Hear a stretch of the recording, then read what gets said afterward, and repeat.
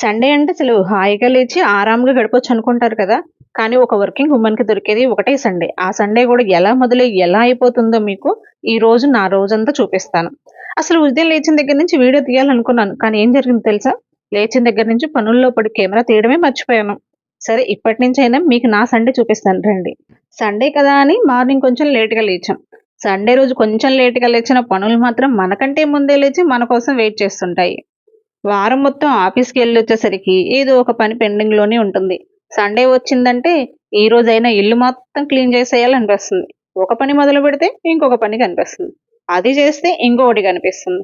ఇలా చూస్తూ చూస్తూ సండే మార్నింగ్ మొత్తం ఇంటి పనులతోనే అయిపోతుంది. హబ్బా! ఫైనల్లీ ఇల్లు కొంచెం కాస్త క్లీన్ అయింది.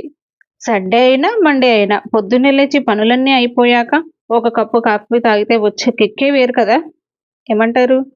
అందులోనూ ఇంటి పనులన్నీ పూర్తి చేసుకొని కాసేపు ప్రశాంతంగా కూర్చొని కాఫీ తాగుతుంటే ఆ ఫీలే వేరు కదా!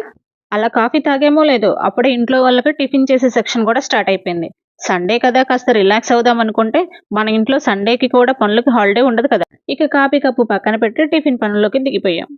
టిఫిన్ సెక్షన్ అయిపోయిందో లేదో ఇంకో సెక్షన్ రెడీ. ఇప్పుడు హ్యాండ్ వాష్ బట్టలు. వాషింగ్ మిషన్‌కి అప్పగించలేని కొన్ని బట్టలుంటాయి గదా! అవన్నీ మన చేతులకే వస్తాయి. ఈరోజు వాషింగ్ మిషన్‌కి నువ్వు కాస్త రెస్ట్ తీసుకో అని చెప్పి మనమే రంగంలోకి దిగాం. ఒక్కొక్క బట్ట చేతిలోకి తీసుకుంటుంటే ఇవన్నీ ఎప్పుడొచ్చాయబ్బా! అనిపించింది. వారం మొత్తం ఆఫీసు, ఇంటి పనులంటూ బిజీగా ఉంటే ఈ చిన్న చిన్న పనులన్నీ సండే కోసమే వెయిటింగ్‌లో ఉంటాయి. అలా హ్యాండ్ వాష్ బట్టలు కూడా ఉతికి ఆరేసేసరికి అమ్మో! ఒక పని అయిపోయింది అనుకునే లోపే ఇంకొక పని కళ్ళ ముందు కనిపిస్తుంది. సండే అంటే రెస్ట్ డే అనుకుంటాం కానీ మనలాంటి వాళ్ళకి మాత్రం పెండింగ్ వర్క్స్ కంప్లీషన్ డే అన్నమాట.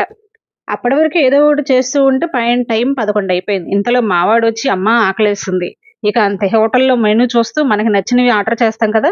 మా ఇంట్లో కూడా మెనూ ఉంటుంది. కానీ ఆర్డర్ చేసేది వాళ్ళు, ప్రిపేర్ చేసేది మాత్రం నేను. ఇక నేను చెఫ్ అయిపోయి లంచ్ ప్రిపరేషన్ మొదలుపెట్టాలి.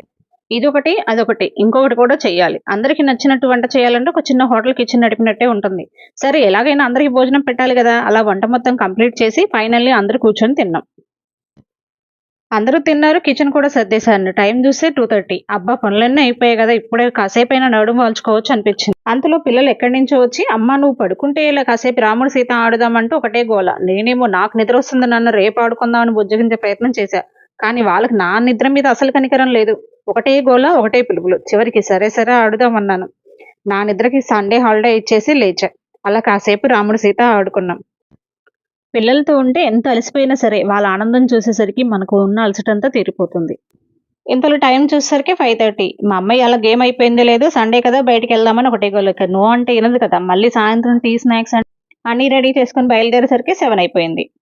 సండే ఈవినింగ్ ఫ్యామిలీతో ఇలా బయటికి రావడం కూడా చాలా రోజుల తర్వాత దొరికే మంచి టైం. రోజు ఆఫీస్, ఇంటి పనులు, పిల్లలు ఇలా రొటీన్‌లోనే ఉంటాం. అందుకే ఎంత టైర్డ్‌గా ఉన్నా ఫ్యామిలీతో బయటకొచ్చినప్పుడు మాత్రం చాలా హ్యాపీగా ఉంటుంది. అలా బయటికి తిరిగి ఇంటికొచ్చేసరికి 9:30-10 అయిపోయింది. ఇక ఇంటికి వచ్చాక అబ్బా! సండే అయిపోయిందా అనిపిచ్చింది. ఉదయం లేచినప్పటి నుంచి చూస్తుండగానే రాత్రి అయిపోయింది. ఇప్పుడు మళ్ళీ సండే ఎప్పుడొస్తుందా అని వారమంతా ఎదురు చూడాలి. ఏమంటారు?